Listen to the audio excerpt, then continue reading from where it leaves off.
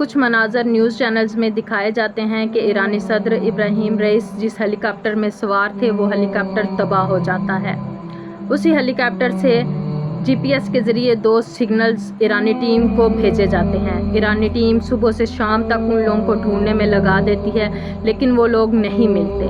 آن دی spot news میں پتہ چلتا ہے کہ جو ہیلی کاپٹر تباہ ہوا ہے آن دی اسپاٹ سب کے سب مارے جاتے ہیں۔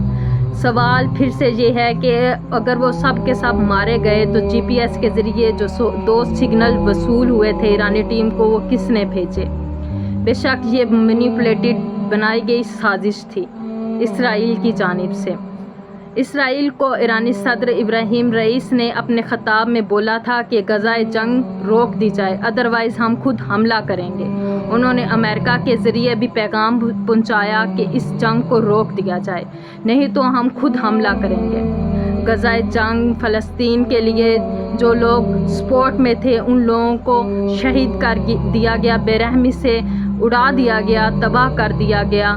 اب ان لوگوں کے لیے کون آواز اٹھائے گا، کون سپورٹ بنے گا؟ اللہ پاک ان لوگوں کی مغفرت فرمائے اور فلسطین اور غزہ کے لوگوں کے لیے بھی رحم کرے اور ہم سب مسلمانوں کے اندر یہ جذبہ پیدا کرے کہ ہم لوگ ان لوگوں کے لیے لڑ سکیں۔ آمین۔